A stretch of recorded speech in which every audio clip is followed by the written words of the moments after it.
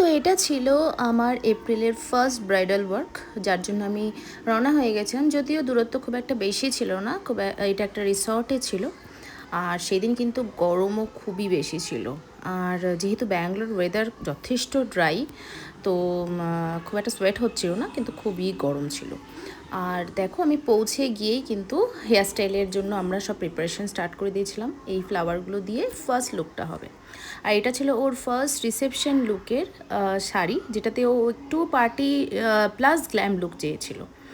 আর শাড়িটা পরিয়ে আমি সেটাই জানতে চাইছিলাম যে ওর মেকআপটা কীরকম চাই, কীরকম মেকআপ ও প্রেফার করছে ফার্স্ট রিসেপশন লুকটার জন্য।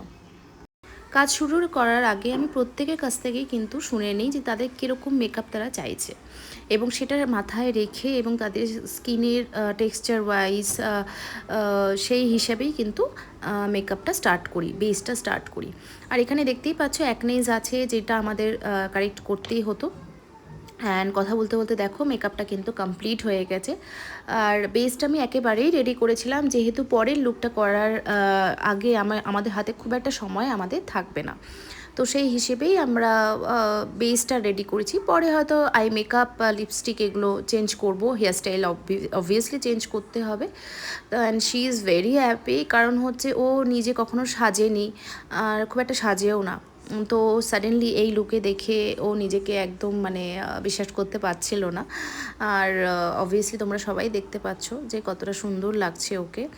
ও একটা যেহেতু ন্যাচারাল, খুব হাই কাভারেজে না, বাট ন্যাচারাল লুক চেয়েছি আমি, সেটাই আমরা দেওয়ার চেষ্টা করেছি। আর দেখো তার সাথে গ্রুমের মেকআপও ছিল, গ্রুমের একটা মেকআপ ছিল, সেইটা করে তাড়াতাড়ি করে ও চলে গেল ওর রিসেপশন সেরিমনিতে। অ্যান্ড আমরা চলে আসলাম আমাদের পেট পুজো করতে। এখানে দেখো কত রকমের স্টার্টার রাখা আছে। যথেষ্ট একটু খিদেও পেয়ে গিয়েছিল, যেহেতু অনেকক্ষণ ধরে দাঁড়িয়ে কাজ করছিলাম। খিদের থেকে মেনলি হচ্ছে মনে হচ্ছিল একটু চা বা কফি কিছু খাই। হ্যাঁ, কারণ কাজ করতে গিয়ে আমাদের খিদের কথা মাথায় থাকে না। যখন কাজটা শেষ হয় তখন আমাদের সাডেনলি ফিল করি যে আচ্ছা আমাদের জল পিপাসা পেয়েছে, খিদে পেয়েছে, তখন সেই ফিলিংসগুলো হয়। যদিও স্টার্টারগুলো খুবই টেস্টি ছিল, আর চাটা যদিও নিয়ে ঠান্ডাই হয়ে গেছিলো, কিন্তু একটু খেয়ে ভালো লাগছিল। সাথে পানির পকোড়া, চিকেন কাবাব এসব ছিল। ভালোই পেট পুজো করছিলাম। অ্যান্ড দেন ফুচকা স্টল দেখে নিজেকে কন্ট্রোল করতে পারলাম না, ফাইনালি ফুচকাও খেয়ে নিলাম। দেখতেই পাচ্ছ কিরম গপাগপ ফুচকা খাচ্ছি। দেন খাওয়া দাওয়া কমপ্লিট করে আবার চলে গেলাম। তখন যদিও রিচুয়াল চলছিল। বিয়েতে যতই বলি আমরা তাড়াতাড়ি করতে, কিন্তু টাইমলি কিন্তু কোনোটাই হওয়াটা খুবই ডিফিকাল্ট। তাও ব্রাইড তাড়াতাড়ি মোটামুটি এসে গেছিলো। অ্যান্ড ওর শাড়িটা কিন্তু চেঞ্জ করে দেন চলে গেছিলাম ওর মেকআপে। অ্যান্ড তার মাঝে দেখে নিচ্ছিলাম জুয়েলারিগুলো। আর দেখো ওর মেকআপ কিন্তু কমপ্লিট। ও যেরকম একটা সাটেল অ্যান্ড সাবেকি লুক চেয়েছে সেটাই দেওয়ার চেষ্টা করেছি। And she is ready. তখন মোটামুটি ভালোই রাত হয়েছে, প্রায় 11টা।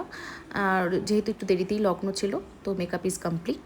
অ্যান্ড মেকআপ কমপ্লিট করে চলে গেলাম ডিনার করতে। ওরা যথেষ্ট তাড়া দিচ্ছিলো যে তাড়াতাড়ি ডিনার করে নিতে, যেহেতু ওদের ক্যাটারিং সার্ভিসটা বন্ধ হয়ে যাবে, প্রায় 12টা বাজতে চলেছে।